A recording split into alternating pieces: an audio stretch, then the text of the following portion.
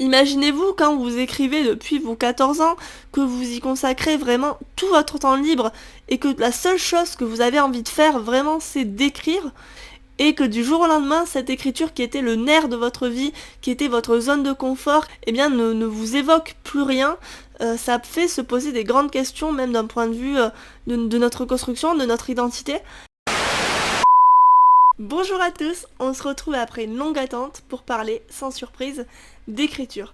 Parce que en cette fin d'année 2022, j'avais envie de vous faire un petit peu le bilan de mon parcours, de la façon dont mon rapport à l'écriture a évolué. Et pour ça, eh bien, je suis partie d'un tag que j'ai trouvé sur la vidéo d'Estelle, que vous retrouverez en description si vous voulez reprendre vous aussi ces questions-là. Et donc en répondant comme ça aux questions, je vais revenir sur mon année et sur la façon dont mon écriture a évolué au fil des mois. Alors, le but ici, c'est pas vraiment de cocher avec émotion les petites cases et de vous lister mes réussites et mes échecs de façon un peu scolaire, mais bien de parler vraiment de créativité, puisque vous le savez, durant cette année, mon rapport à l'écriture a été assez chamboulé. Et donc, le but, c'est de vous parler de tout ça pour peut-être vous aider à renouer avec votre créativité et à avoir un rapport un petit peu plus sain avec l'écriture.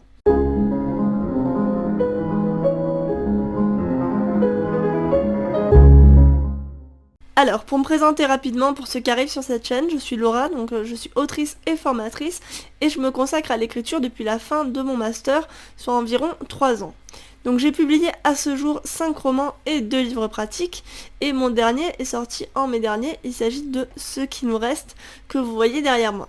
Durant l'été 2021, j'ai traversé un événement personnel qui a fortement chamboulé mon rapport à l'écriture. Alors, c'est pas pour autant que je me suis arrêtée, j'ai d'ailleurs cette année fini la réécriture d'un roman et le premier jet d'un autre, mais ce qui a fait que j'ai écrit ces 2 textes-là, c'est avant tout mon autodiscipline, et finalement je n'y ai trouvé que peu de plaisir.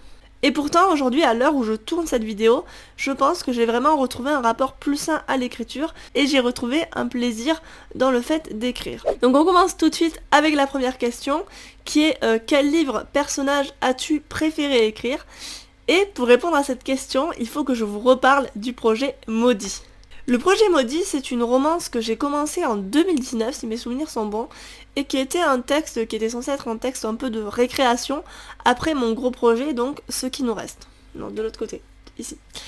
Donc dans cette histoire, on suivait le personnage de Judith, donc qui était une jeune femme écorchée vive à la suite d'un accident qui s'était complètement refermée sur elle-même et qui finalement s'était entourée de négativité et de colère à la fois pour se punir elle-même mais aussi pour se protéger du monde. Et elle rencontrait Anatole, donc un musicien dont elle tombait évidemment amoureuse et qu'elle était amenée à revoir quelques années plus tard. Donc une histoire somme toute assez simple mais que j'aimais beaucoup. Sauf que ça ne s'est pas passé comme ça, alors je vais pas revenir en détail dessus parce que j'y ai déjà consacré toute une vidéo, mais j'ai très vite bloqué dans cette histoire, à tel point que ça m'a complètement dégoûtée de l'écriture. Mais ce qui s'est passé, c'est que cette année, j'ai enfin trouvé les clés pour me débloquer dans cette histoire, notamment grâce à mes bêta-lecteurs avec qui j'ai discuté, donc je vous renvoie à la vidéo que j'avais fait sur le sujet.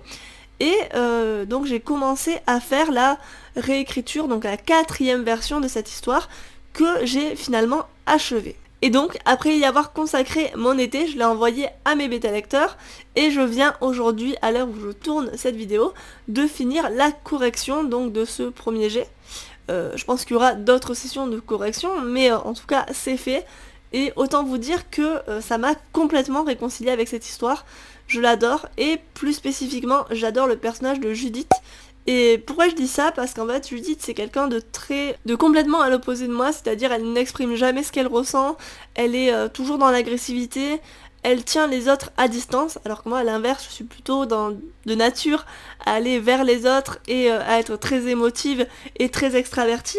Et du coup, forcément, j'avais un petit peu de mal à la comprendre, notamment à cause de son manque d'empathie, et donc me glisser dans sa peau, ça a été vraiment un exercice très compliqué mais très intéressant, ce qui fait qu'aujourd'hui c'est devenu mon personnage préféré. Donc, question numéro 2, quel est ton plus grand accomplissement de l'année? Alors, sans hésiter, ça va être la parution de Ce qui nous reste. Parce que clairement, ce roman, c'est mon roman de cœur, c'est un roman hommage, c'est un pont que j'ai voulu tendre vers les disparus, et en même temps, c'est une ode à la vie, une ode à l'amour, une ode à l'espoir. C'est vraiment un roman qui se veut lumineux, en fait. et que j'aurais bien voulu adresser à la Laura ado qui en avait énormément besoin à l'époque.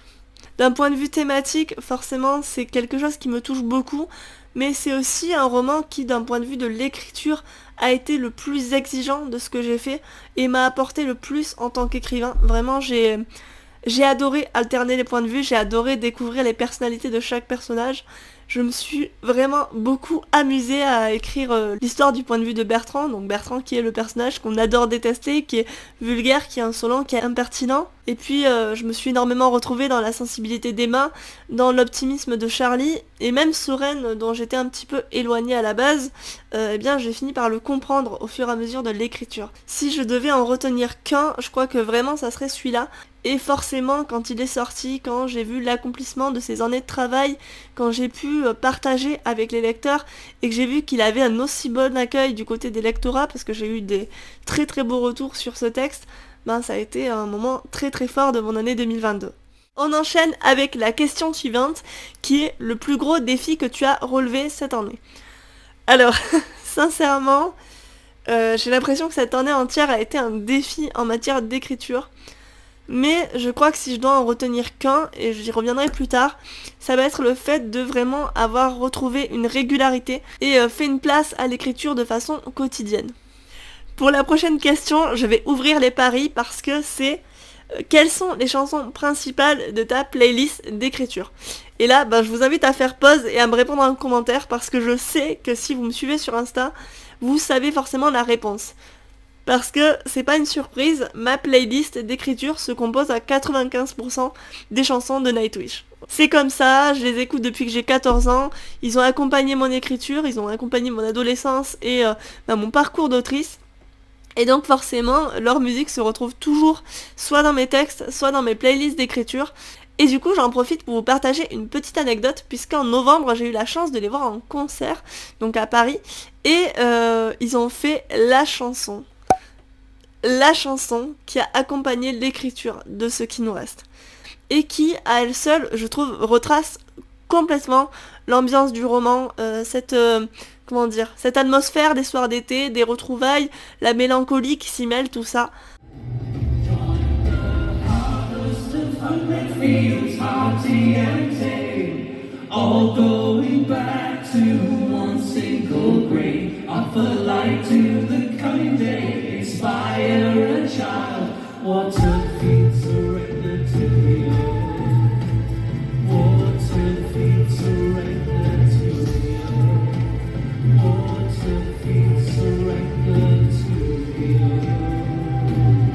Alors, une scène, un livre ou un personnage qui t'a étonné.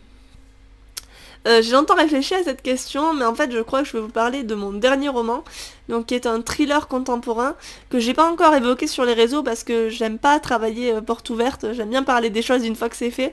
Donc mon héroïne est une autrice qui a perdu l'inspiration et qui est un peu prête à tout pour la retrouver. Et ce qui m'a étonnée dans ce roman, c'est ma capacité à mettre des scènes un peu gore, un peu trash, alors que je suis quelqu'un de très sensible et que je ne supporte pas ce genre de scènes. Du coup, je pense que clairement pour ce projet, l'abus de Stephen King peut avoir des conséquences sur notre écriture, parce que clairement, j'ai lu beaucoup de Stephen King ces derniers temps et je pense que ça a un petit peu joué quand même. Prochaine question, celles et ceux qui t'ont inspiré et motivé cette année. Alors forcément, ma famille, mes proches, parce que ils écoutent toujours mes histoires de romans, même les plus farfelus, et ils me soutiennent forcément. Mais si je devais vraiment citer que 2 personnes, ça serait mes bêta-lecteurs, que j'aime d'amour et avec qui j'échange vraiment quotidiennement, que ce soit autour de nos projets, de nos blocages, de nos questions concernant l'écriture. Donc merci à Keot et à Mia de m'écouter, et franchement je pense que sans eux, je me serais démotivée à plusieurs reprises et j'aurais pas été aussi régulière dans ma pratique d'écriture. Une période difficile que tu as traversée cette année, sous-entendu dans l'écriture. Alors, j'en ai déjà parlé, j'ai eu un gros blocage d'écriture durant cette année, donc qui avait commencé déjà l'année d'avant.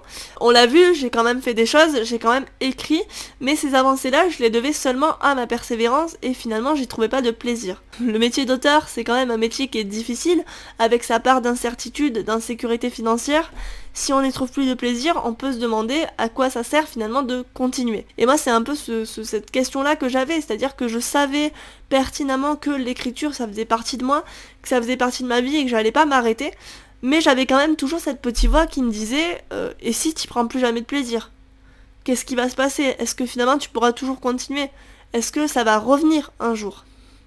Et cette voix, ça a été très compliqué déjà d'accepter qu'elle soit là, d'accepter que ces angoisses existent, et en même temps d'essayer de solutionner le problème, parce que cette distanciation-là que j'avais avec l'écriture, elle concernait pas seulement ma passion et mon travail, mais elle concernait vraiment une partie de moi, finalement. Le fait de ne plus trouver plaisir dans l'écriture, ça a questionné aussi la construction de ma propre identité, c'est-à-dire que ça fait tellement longtemps que je me construis en tant qu'écrivain, que j'accorde une place essentielle à l'écriture, que du jour au lendemain ne plus y trouver de plaisir, c'est quand même compliqué. Et donc ça a été compliqué d'accepter en fait qu'il fallait que je me laisse du temps pour que ma jauge créative se recharge.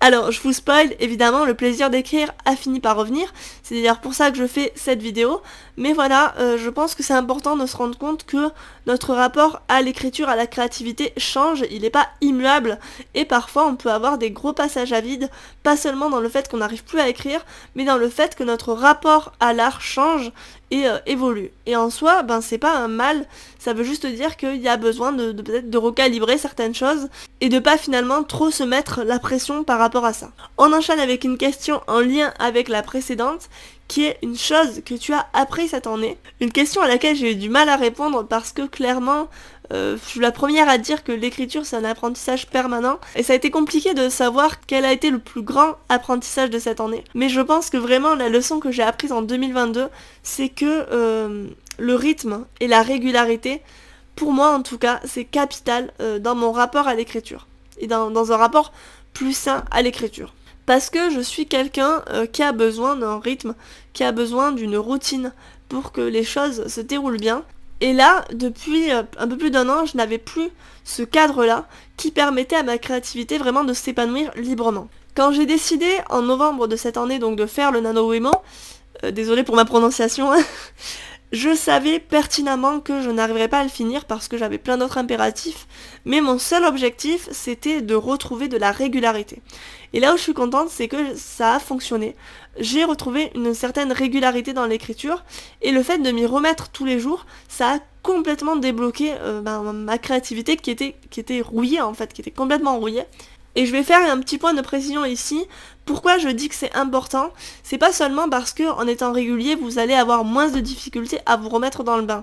C'est aussi parce qu'en étant régulier, en ne vous posant pas la question d'écrire, mais en le faisant comme ça parce que vous en avez l'habitude, vous ne laisserez plus la place à la peur et au doute. Parfois, on pense à écrire, on a même l'envie d'écrire, et puis on se dit, est-ce que je vais y arriver ? Ah oui, mais comment je vais écrire ce passage ? Et en fait, en ne se posant pas la question, juste en se disant c'est 9h du matin, hop, on s'y met, on écrit comme tous les matins, eh bien on zappe tous ces passages-là où vous êtes dans l'hésitation et dans l'incertitude. Comme disait Cécile Duquesne, l'action annule la peur, et donc retrouver un rythme, ça a complètement annulé la peur que j'avais d'écrire. Et du coup, forcément, quand c'est devenu régulier, quand c'est devenu plus facile d'écrire, petit à petit, le plaisir a retrouvé sa place. On en arrive à la dernière question de cette vidéo. Vous verrez, si vous regardez les questions du tag que je vais vous mettre en description, que j'ai sauté volontairement quelques questions, soit parce que ça risquait de faire redite, soit parce que je voulais pas que la vidéo soit trop longue. Mais du coup, je voulais quand même consacrer la fin de la vidéo à celle-ci. Et donc, c'est tes objectifs pour l'année prochaine.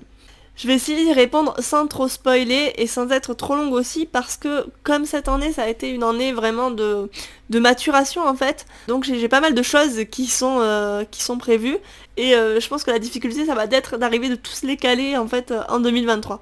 Je vais tout d'abord me consacrer à la correction de ma romance, donc j'ai déjà fini la première salve de correction, mais maintenant je vais le renvoyer à d'autres bêta-lecteurs, et du coup je vais peaufiner la correction V2, on va dire, après leur retour.